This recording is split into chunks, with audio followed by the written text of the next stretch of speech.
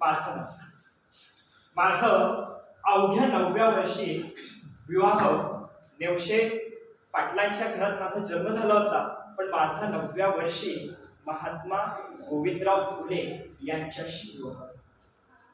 आणि त्यानंतर इतक्या कवड्या वयामध्ये माझा जन्म झाला आणि त्यानंतर लगेच माझं 9व्या वर्षी लग्न. त्यामुळे मी थोडीशी गडबड. आणि त्यानंतर माझा हा प्रवास सुरू झाला. माझा जो विवाह झाला होता तो साधा सुद्धा माणूस नव्हता. तो माणूस होता एक जगजाता विख्यात असा क्रांतिज्योती महात्मा फुले सारखा व्यक्ती होता. आणि त्यानंतर 1 जानेवारी 1848 मध्ये पुण्याच्या विडेच्या वाड्यामध्ये शाळा सुरू झाली. आणि मी त्या शाळेची पहिली शिक्षिका झाली, पहिली मुख्याध्यापिका झाली. भारतामध्ये एका भारतीय माणसाने सुरू केलेली पहिली शाळा आणि त्या शाळेमध्ये मी झालेली पहिली शिक्षिका. खरं पाहायला गेलं तर मुलींचं त्यावेळेस शिक्षण नव्हतं. त्यावेळेस मुली येत नव्हत्या शाळेला. त्यावेळेस सनातन धर्मवाद्यांनी त्यावेळेस प्रचार करायला सुरुवात केली. काय केली सुरुवात? की आमचा धर्म बुडाला. माणसापेक्षा धर्म हा इतका मोठा असतो का? धर्मापेक्षा माणूस इतका लहान असतो का? हे करण्यास त्यांनी सुरुवात केली. मग त्यावेळेस एक प्रकारची ती ज्वलंत आग आणि त्या ज्वलंत आगीला सामोरं जाणं हे खूप गरजेचं होतं. आणि म्हणून ह्या सर्वांच्या, कारण माझं पण रक्त आहे ते शिवरायांच्या कुळातून आलेल्यामध्ये माझं, आणि त्याच्यामुळे ते रक्त माझं सळसळणार आहे आणि मी त्यासाठी हार अजिबात घेणार नाही. आणि म्हणून मी त्या युक्तीने त्यासाठी झोकून. ज्योतिरावांनी मला विचारलं की तू मला साथ देशील का? त्यावेळेस मी कोणताही संकोच न करता लगेच होकार दिला. हो, मी लगेच हे करेन. आणि त्यानुसार मी त्या ह्याला सुरुवात केली, माझ्या कार्याला सुरुवात केली. मी रस्त्याने असे चालले होते आणि चालत असताना एकाने माझा हात धरला आणि विचारलं, तुला इज्जत महत्वाची आहे की शिक्षण महत्वाचं आहे? त्यावेळेस मग मी त्याला उत्तर खडसावून दिलं की शिक्षणासाठी मी काही करेन. आणि मग त्यानंतर त्या ज्वलंत ह्याला मी तसंच बोललं की तुझ्या रक्ताने ह्या ठिकाणी रस्ता तुझा पूर्ण हे करून टाकेल. त्यावेळेस त्याने तो हात सोडला आणि बघणाऱ्यांनी हशा केली. येण्यासारखे नुसते हसत होते. मी शेण खाल्लं, दगडी खाल्ली, सर्व काही केलं.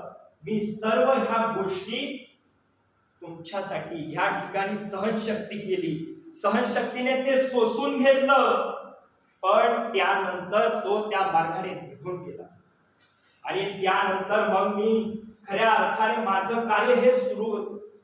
वेगवेगळ्या ठिकाणी काही मुली येत होत्या. फातिमा शेख सारखी मुलगी असेल, आत्याबाई सारखी मुलगी असेल, त्या मला साथ देत होत्या. आणि माझं कार्य हे वेळोवेळी पुढे पुढे सरकत चाललं. आणि सरकता सरकता वेगवेगळ्या ठिकाणी ह्या शाळा पुढे पुढे जात होत्या, वेगवेगळ्या ठिकाणी शाळा होत होत्या. हे कार्य खूप जोखमीचं होतं आणि ते त्यासाठी साथ मिळणं हे सुद्धा गरजेचं होतं.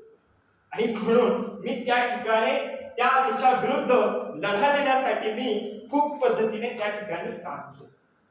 आणि मग ते काम करत असताना आज या ठिकाणी आपण पाहतो अनेक प्रकारच्या त्यावेळेस सतीची चाल आमच्यावर होती.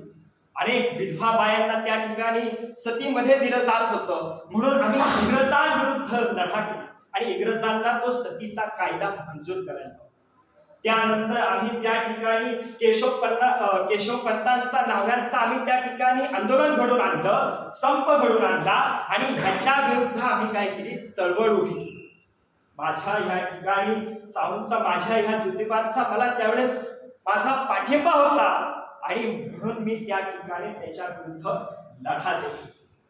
आणि मग त्यानंतर या ठिकाणी काशीबाई सारखी एक व्यक्ती होती, एक मुलगी होती, कवड्या वयाची ती मुलगी. आणि त्या मुलीवरती तिच्या घरच्यांच्या ह्याच्यामुळे ती मुलगी गरोदर राहिल्यानंतर काशीबाई गरोदर राहिली. तिचं बाळंतपण करायला कोणी पुढे येत नव्हतं. तेव्हा मी बाळातीन केलं, तिचं आम्ही सर्वांनी बाळातीन केलं. ह्या समाजामध्ये शोषित वर्गीत असलेल्या अशा अनेक महिला होत्या. आणि मग त्यानंतर बाळंतपण केल्यानंतर तिच्या पोटी जन्म घेतला. त्याचं नाव होतं यशवंत.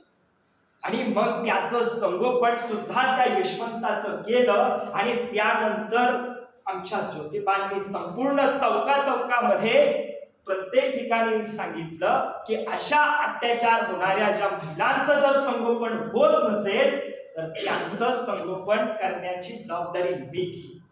मी अशी 100 बालके त्या ठिकाणी आम्ही संगोपन केलं आणि त्यांचं संवर्धन या ठिकाणी केलं. आणि म्हणून त्यांच्यासारखे अनेक बालक या ठिकाणी तयार झाले. हा प्रवास होता. हा प्रवास करत असताना अनेक प्रकारचे संकट होते, अडचणी होत्या. पण त्या अडचणीवरती न डगमगता मी पुढे गेले आणि क्रोधाने उभे राहिले आणि त्या एकजुटीने त्या ठिकाणी मी साथ दिली. आणि हे करत असताना अनेक प्रकारचे संकट येत. आणि म्हणून मग मी वेगवेगळ्या पद्धतीने शिक्षण कार्य सुरू ठेवत असताना ज्योतिबांनी अनेक प्रकारचे लिखित साहित्य लिहिले. मग मी वेगवेगळ्या प्रकारच्या कविता म्हणू लागले, वेगवेगळ्या प्रकारचे या ठिकाणी संवर्धन म्हणू लागले. आणि मग त्यानंतर मला त्या ठिकाणी एक कविता त्या ठिकाणी सुचली. आणि मग म्हणून मी त्या ठिकाणी लिहिलं, एक शत्रू असे आपला, काटू मिळू पिटू तयाला, त्याच्याशिवाय शत्रू नाही, शोधून काढी मना पाही. शोधलास का, पाहिलास का, विचारस करून सांगले करा, नाव तयाचे भार भरा भरा, हारलास का. सांगते पहा दृष्ट शत्रूचे, नाव नीत ऐक तयाचे, अज्ञात धरुणी पिटायाचे, करुणी का टाकवयाचे. छत्रपती सिंहासनी एक राणी ताराबाई, कोल्हापूरची जगदंबा, महाराष्ट्राची अंबाबाई. आणि शत्रूवरती घाली छापा, तयाचे ती होई, जेरीस शत्रूला करुणी बेभान चढाई. आणि होऊन टाकी रणभूमी, शत्रू रक्ताचे यारी, चपलता विजेची, जशी तशी अशी सहारी, तशी करारी सहारी. अशा पद्धतीच्या त्या ओव्या त्या ठिकाणी मी पाठ करू लागले. आणि सध्या त्या ठिकाणी सत्यशोधक समाजाच्या अध्यक्षस्थानावरून मी त्या ठिकाणी भाषण करू लागले, गाणी गाऊ लागले. आणि म्हणून मला त्या ठिकाणी समजलं, मला बोलता येऊ लागलं आणि मी पुढे येऊ लागलो. आणि हे करत असताना त्या साहित्याच्या पुढे मी जात असताना त्या ठिकाणी 1878 मध्ये दुष्काळ आला. दुष्काळ आला होता आणि त्या ठिकाणी प्रत्येक ठिकाणी खाण्यापिण्याचे वांधे होत होते. पोरांना विष मारून मारलं जात होतं. मग मी त्या ठिकाणी आम्ही धनकवडी, त्या ठिकाणी वानवडी या ठिकाणी अनेक लोकांना माझ्या सहकाऱ्यांच्या बरोबर त्यांची खाण्याची पिण्याची सगळी व्यवस्था केली. माझे सहकारी त्यावेळेस त्यांचं सांगण्यासारखं खूप काही आहे, पण ते करत असताना ते सर्व काही हे करत होते. आणि करता करता एक दिवस म्हणजे तो कार्याचा दिवस होता. माझ्या महात्मांची, माझ्या ज्योतिबाची मला खूप साथ होती. आणि ती साथ होती म्हणूनच मी हे आक्रोश करत होते, सर्वांविरुद्ध लढा देत होते. त्यांनी सगळ्यांनी मला त्या ठिकाणी एकजुटीत उभं केलं. आणि हे करत असताना माझ्या महात्माजींचा, माझ्या ज्योतिबांचा त्या ठिकाणी ते आजारी पडले असताना त्यांनी सत्यशोधक नावाचा ग्रंथ लिहिला. त्यांच्या डाव्या हाताने त्यांनी लिहिला. माझा हात, त्यांचा हात थरथर कापत होता तरी लिहिला. आणि 27 नोव्हेंबर 1890 मध्ये माझे ज्योतिबा या ठिकाणी गेले. मला खूप आक्रोश झाला. माझा 50 वर्षाचा साथीदार गेला. मला काय करावं कळत नव्हतं, काय करू काय समजत नव्हतं. मी हंबरडा फोडत होते, तिथे बसले होते. बाहेरून आवाज येत होता, आक्रोश येत होता. मी आवाज टाकला, म्हटलं काय झालं.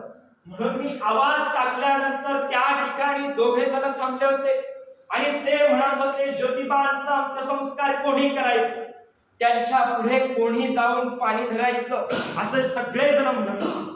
आणि मग त्यावेळेस ते म्हणत होते, यशवंत हा आपला मुलगा नाहीये, तो यशवंत हा रक्ताचा मुलगा नाही, तेव्हा मी छाती ठोकपणे उभे राहिले पुढे आणि म्हटलं, हा माझा मुलगा आहे आणि त्याचं जे नित्यकर्म करेल ते मी स्वतः माझा पोरगा करेल, तो यशवंतच करेल. आणि मग त्या मुलामुखाच्या काठी जाऊन हजारो लोकांच्या समवेत त्या ठिकाणी आम्ही अस्थीचं त्या ठिकाणी विसर्जन, आणि त्या ठिकाणी त्या विसर्जनामध्ये अलिप्त असत त्या ठिकाणी त्यांचं निरूपण झालं. आणि माझा हक्काचा जोडीदार, माझा हक्काचा साथीदार हा मला सोडून जातोय. माझ्यासाठी खूप आक्रोश होता, माझ्यासाठी आठवण येत होती, पण कसं करावं कसं नाही करावं समजत नव्हतं. मग पुन्हा एकदा सूर्य जसा उगवतो सूर्य तारण्याने, तसं मी पुन्हा उठले. ज्योतिबांची शिकवण, लोकांचा आशीर्वाद, ह्या सर्व लोकांच्या ह्याने मी कामाला लागले होते. आणि हे करत असताना त्या ठिकाणी प्लेगची अशी आली की संसर्गजन्य रोग, आणि त्या ठिकाणी एखादा जर त्याच्यामध्ये आला तर त्या ठिकाणी त्याला तो प्लेग होण्याची शक्यता होती. आणि म्हणून मी ते करत होतो. ते करत असताना माझा यशवंत हा डॉक्टर होता. त्याला सांगितलं की वानवडीच्या तिकडे तू हॉस्पिटल उभं कर. वानवडीला केलं आणि त्या ठिकाणी गरजू लोकांसाठी त्या ठिकाणी वेगवेगळ्या पद्धतीचे ट्रीटमेंट सुरू झाले. त्यासाठी मी वेगवेगळ्या पद्धतीने त्यांच्या लेकराला घेऊन कुशीत घेऊन जात होते. त्यावेळेस प्लेग होण्याची मला सुद्धा भीती होती, पण मी थांबले नाही, मी थबकले नाही. मी हातामध्ये हे काम घेतलं होतं, समाजकार्याचा लढा मी घेतला होता. तर ह्या लोकांच्या ह्याला मी का डगमगू, लोकांच्या ह्याला प्रतिकारला मी का डगमगू. आणि हे करत असताना मला प्लेगची लागण झाली. ज्यावेळेस एक लस होती आणि तिथून यशवंतचा आवाज येतो. यशवंत मला म्हणतो, आई एक लस आहे ती कुणाला. तेव्हा मी त्याला सांगितलं, म्हटलं ही पालखी आहे, मी तर काय आधारवड, मी तर असं कोमेजून खाली पडला. आणि त्यानंतर मी लस होता. ह्या बालकांचं आयुष्य आहे आणि ह्या बालकांच्या आयुष्यासाठी, त्यांच्या पुढच्या ह्याच्यासाठी, त्यांच्या पुढच्या ह्याच्यासाठी त्या बालकांचं आयुष्य वाचणं हे खूप गरजेचं आहे. आणि म्हणून मी खूप कोडियन झाले, ताटकळले, हे झाले. आणि मला ह्या ठिकाणी मग शेवटच्या अंतकरणाच्या समयात माझा शेवट आला होता. आणि मग त्यावेळेस मी यशवंताला म्हणत होते, यशवंता, मला ह्या ठिकाणी मरणाचं ह्या ठिकाणी येतंय, माझे महात्मा ज्योतिबांचं बोलवणं येतंय. आणि मी त्या ठिकाणी यशवंताचा आवाज करत होते. आणि माझ्या यशवंताने शेवटची इच्छा माझी